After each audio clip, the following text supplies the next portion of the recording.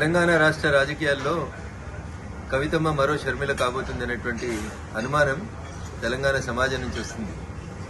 ఎందుకంటే ఈ పంచాయతీ కుటుంబ పంచాయతీ, రాజకీయ వారసత్వ పంచాయతీ, ఆస్తుల పంచాయతీ ఎందుకు ఆల్ ఆఫ్ సడన్ గా కవిత గారు అమెరికాలో ఉన్నప్పుడు మే 2వ తారీఖున రాసినటువంటి లేఖ ఇంతగా ప్రజల్లో చర్చనీయాంశం అవుతుందంటే ప్రజల ఆలోచన లోపల ఒక అర్థం కనబడతా ఉంది స్పష్టంగా. టీఆర్ఎస్ పార్టీ చేసినటువంటి ప్లీనరీలో తన రాజకీయ వారసులు కేటీఆర్ అని కేసీఆర్ చెప్పిన సందర్భంలో కవిత కాంగ్రెస్ ఫోల్డ్లోకి ఏమన్నా వెళ్ళినటువంటి అవకాశం కనబడుతుందా? రాష్ట్ర ముఖ్యమంత్రి గారితో లేదా రాష్ట్ర ముఖ్యమంత్రి గారే కావాలని కవితతోటి ఉత్తరాలు రాయించినారు. ఎందుకంటే కవిత ఉత్తరం రాసిన 2వ తారీఖు రోజే ఈ ఉత్తరం కాంగ్రెస్ పార్టీకి సంబంధించిన ఒక టీవీ ఛానల్లో ఒక పేపర్ లోపల ప్రముఖంగా కనిపించింది.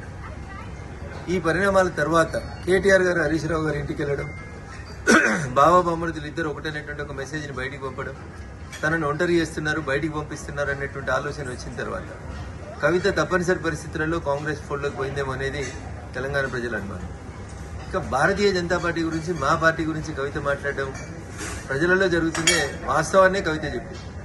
ప్రజలలో భారతీయ జనతా పార్టీ రోజు రోజుకు బలపడుతుంది. వచ్చే ఎన్నికల తర్వాత భారతీయ జనతా పార్టీ రాష్ట్రంలో అధికారంలోకి రాబోతుంది. ఈ విషయాల్ని దృష్టిలో ఉంచుకొని భారతీయ జనతా పార్టీ, బీఆర్ఎస్ రెండు కలిసి ఏదో చేయబోతున్నాయని ప్రజల్ని నమ్మించుతుంది. పోయిన ఎన్నికల కంటే ముందు పీసీసీ అధ్యక్షుడిగా ఏ ప్రయత్నాలను అయితే రేవంత్ రెడ్డి గారు కొనసాగించారో ఈరోజు ముఖ్యమంత్రిగా కవితను మరొకసారి ఎట్లా పావుగా వాడుకుంటున్నారేమో అనేది తెలంగాణ సమాజం ఆలోచిస్తుంది. నాకున్నటువంటి అనుమానం కానీ, నాకున్నటువంటి సమాచారం కానీ, ముందు కవితతో పార్టీ పెట్టిస్తారు, తర్వాత వచ్చే ఎన్నికలకు వచ్చేసరికి కవిత షర్మిల గారి లాగా కాంగ్రెస్ పార్టీ అధ్యక్షురాలు లేదా కాంగ్రెస్ పార్టీతో పొత్తు పెట్టుకోవడమే చేస్తుంది. ఇది గతంలో ఈ రాష్ట్ర రాజకీయాల లోపల ఇట్లాంటి ఒక ప్రయోగం చేస్తే బాగుంటుండే అని నేను చెప్పలే. టీఆర్ఎస్ సిద్ధాంతకర్త అని చెప్పుకుంటే ఆయన మొన్న ఒక టీవీ ఛానల్లో చెప్తాడు, 2018 ఎన్నికలప్పుడు కేసీఆర్ హరీష్ రావు తోటి ఒక పార్టీ పెట్టిస్తే మంచిగుంటుండే, ఆ పార్టీని ఎన్నికలు అయిపోయినాక మళ్ళీ మెర్జ్ చేసుకుంటే బాగుంటుండే అనేది టీఆర్ఎస్ పునాది నేనే అని చెప్పుకునేటువంటి ఒక సిద్ధాంతకర్త మొన్న ఒక టీవీ ఛానల్లో మాట్లాడుతూ చెప్పాడు.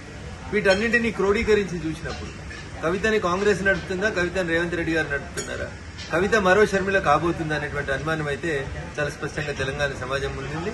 కవిత చెప్పినా, కేసీఆర్ చెప్పినా, మీడియా మిత్రులు చెప్పినా భారతీయ జనతా పార్టీ ఈ రాష్ట్రంలో బలపడుతుంది, భారతీయ జనతా పార్టీ ఈ రాష్ట్రంలో అధికారంలోకి రాబోతుంది అనేటువంటి విషయాన్ని టీఆర్ఎస్ కవితనే చెప్పకనే చెప్పినట్టు మేము భావిస్తా ఉన్నాం.